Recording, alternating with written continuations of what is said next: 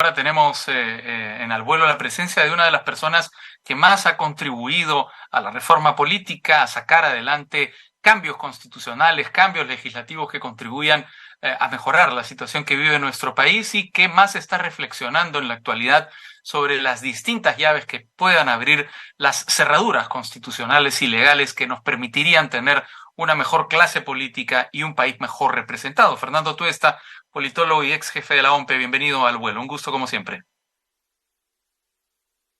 Estás en silencio, perdón, Fernando. Gracias, Raúl, por la invitación. Tú has publicado un artículo muy interesante que se llama 10 pasos para salir de la crisis política. Algunos de estos pasos han comenzado a cumplirse. Por ejemplo, la fecha cierta de las elecciones, que serían en abril del 2024. Eh, Tú has dicho además que la propuesta de elecciones en 2024, que es la que ha asumido este Congreso y la que esperamos que se confirme en el primer trimestre del próximo año, es el mejor escenario, pues nos da tiempo para hacer todo y hacerlo bien, ¿no? ¿Qué otras cosas faltan y qué te parece el camino que se ha comenzado a andar hasta este punto? Mira, en realidad, luego de la votación del día viernes, eh, un poco frustrante, Sí, porque parecía que no se iban a poner de acuerdo. Hay además una polarización que todos sabemos ha evitado llegar a acuerdos sensatos y pensamos que quizá esto no iba a llevar a buen puerto. Y cada día ha cambiado. El día de ayer yo escribí ese artículo pensando en que probablemente no se iba a llegar a los 87 votos. Pero felizmente algunas bancadas han tomado la importante decisión de estar a favor, de votar por lo que fue inicialmente la propuesta del Ejecutivo, ¿no? Elecciones en abril. sí. Solo que, y esto cambia mucho, pues, ¿no? Entre un día y otro, la situación iba empeorando en términos de contexto y pensamos que quizá, siendo lo mejor lo del 24, muchas voces exigían lo más pronto, ¿no? Entonces, ¿cómo hacer para que ese lo más pronto no se crea que sea casi de inmediato? Porque de inmediato no se pueden hacer las cosas. Y entonces allí decía, esta es una alternativa, pero con sacrificios, y sacrificios muy importantes, entre otros, por ejemplo, las primarias. Y entonces en ese escenario yo decía, si es así y hay que adelantar mucho y sacrificar cosas, incluso esta elección debiera ser una elección de que complete mandato y no una elección que produzca una nueva representación de 5 años. Pero felizmente el Parlamento lo aprobó. Entonces ya tenemos el primer punto, fecha cierta. Sí. Muchos estarán de acuerdo y algunos descontentos. Esos descontentos llevarán a seguir, digamos, avivando y manifestándose como hasta hace poco. Esperemos que no. Si eso es así, entonces el gobierno y el propio Congreso tienen un respiro. Este respiro, sobre todo el gobierno, va a ser importante para ordenar la casa, que dicho sea de paso, en 2 semanas es un gobierno que ha sido cuestionado por sus decisiones desde el primer día, a tal Sí. punto que en 2 semanas, tú ya lo han dicho, han tenido que cambiar de premier. Y el Congreso tiene una nueva responsabilidad, y digo una nueva porque nos ha fallado como Congreso en otras tantas. Entonces, hay tiempo sí, porque con ese cronograma se estaría convocando elecciones en julio como fecha última, y entonces tienes ya la posibilidad de hacer las reformas que tanto se han estado discutiendo. Allí, sin embargo, se bifurcan o se podrían bifurcar los caminos, Sí. porque todo el mundo dice las reformas, pero nadie dice cuáles. Y no Sí. lo dicen Yo porque tengo una lista. cada uno tiene una agenda. Yo tengo una lista. Vamos a ver con cuáles estás de acuerdo y qué podría faltarle a esta lista. Primarias abiertas, que podrían ser en octubre, y que nos permitirían eliminar el voto preferencial como consecuencia, digamos, concreta. Bicameralidad, renovación del Congreso o como lo llaman los gringos, midterm elections, ¿no? Es decir, cada 2 años y medio se ve si hay una renovación del Congreso eh, reelección de congresistas, empatar la elección parlamentaria con la segunda vuelta, juzgamiento del presidente por corrupción, eliminación de la vacancia y la cuestión de confianza. Sí, ¿Son mira, los importantes? ¿Alguno son los, sobra? ¿Alguno falta? sí, son los importantes, pero las primarias ya es ley. Sí, pero lo que se decía, y yo incluyo eso dentro de las reformas, digamos, la contrarreforma electoral fue justamente contra las primarias e Así incluía es. esto porque cuando los organismos electorales hablan de adelantar las elecciones, dicen que se podría sacrificar justamente las primarias en nombre de la celeridad. Es que lo que pasa es que entre convocatoria y elección, no se puede hacer en menos de 9 meses. Entonces, si tú querías elecciones y transferencia de poder el 23, no había manera. No había manera de hacer selección de candidatos e ir de frente a la primera vuelta. Pero estoy de acuerdo que es algo que a los partidos no les gusta, porque esta medida sustrae el Claro, poder que tienen los exactamente. dirigentes y los dueños de los partidos, ¿no? Entonces, ahí habría que hacer, más que reformas, precisiones o delegar a los organismos electorales para que reglamenten. Porque hay dos aspectos que son así la columna vertebral de las primarias, que es que en nuestro caso se debe hacer que los partidos en la selección de sus candidatos sea individual y entonces los ciudadanos votemos de manera preferencial. ¿Por qué digo esto? Porque, por ejemplo, en las primarias argentinas, ¿no? En las primarias paraguayas que se han realizado ahora último el último domingo, se permite que se postulen por listas. Entonces, ¿qué pasa? Partido X dice vamos a postular por listas.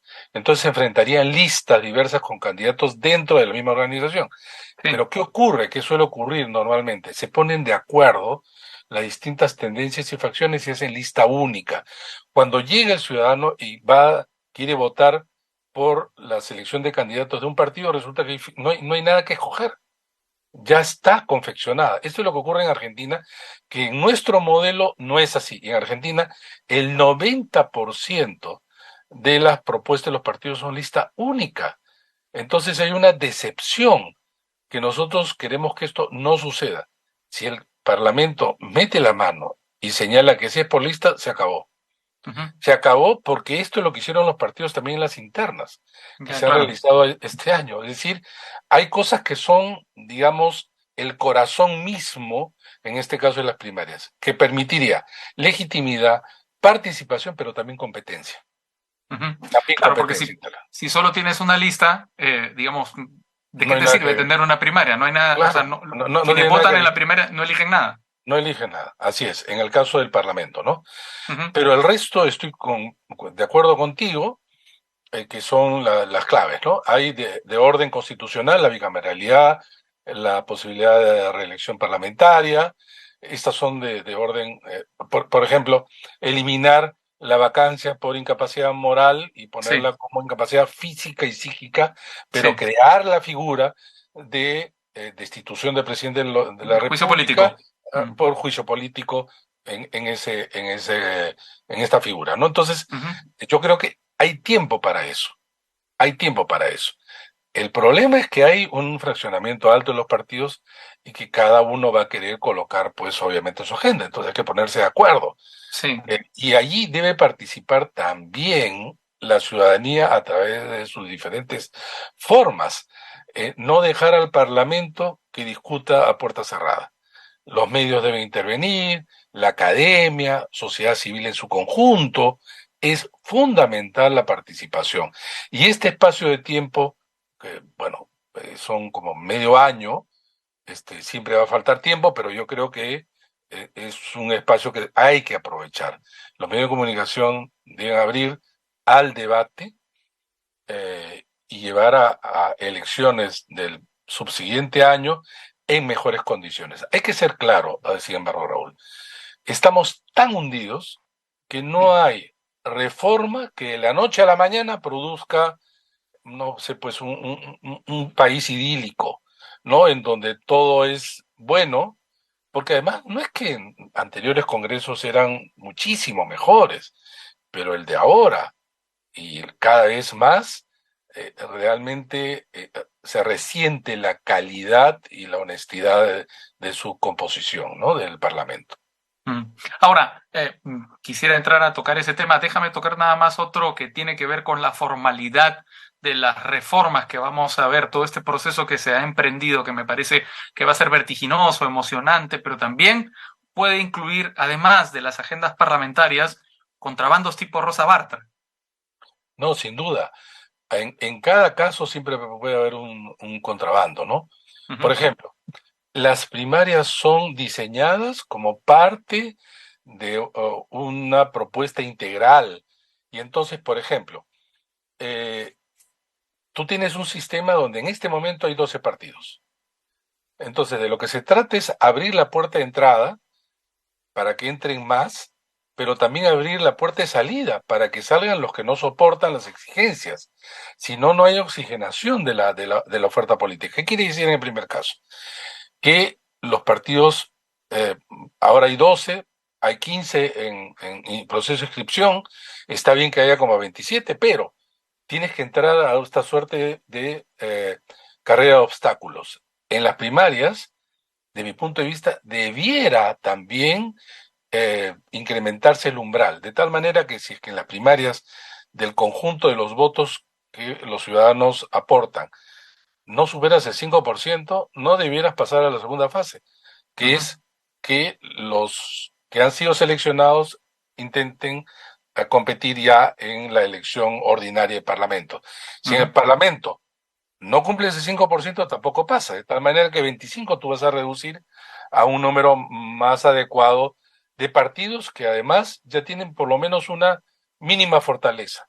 Pero tú no puedes llegar al Parlamento sin tener esas mínimas fortalezas que son organizativas y que además vas a asumir responsabilidades, ya sea de gobierno, ya sea en el trabajo parlamentario. Entonces, Ujú. como repito, muchos de estos además van acentuándose en el tiempo.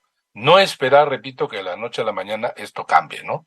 Finalmente, Fernando, para tocar el tema que habías mencionado, que es el de la crisis moral, más allá de la crisis política o como, digamos, sustrato de la crisis política, eh, digamos, yo creo que nuestro país debería apostar por construcción de ciudadanía, pero hay mensajes pues muy contradictorios, ¿no? Porque Sí. por una parte necesitamos eso, claramente estamos hundidos en términos morales, pero por otra parte el principal constructor de la ciudadanía, que es la educación, de pronto es dinamitado con la contrarreforma educativa. Totalmente de acuerdo,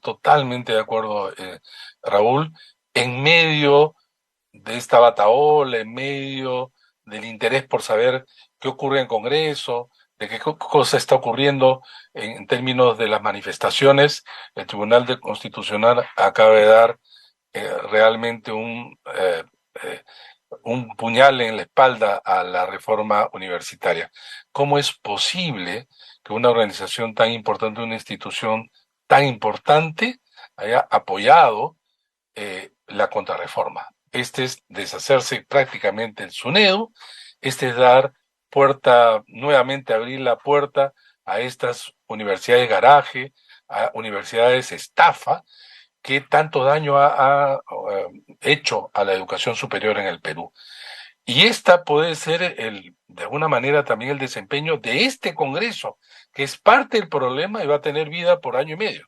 Mm. Va a tener vida por año y medio. Entonces, así como el Congreso dice que nosotros hacemos control político, bueno, existe sobre el Congreso el control social, donde los ciudadanos deben estar informados, donde participen sobre todas las vías y que se abran otras para la discusión, la crítica y ese control necesario. De acuerdo, Fernando Tuesta, como siempre, un gusto poder conversar contigo. No, Hasta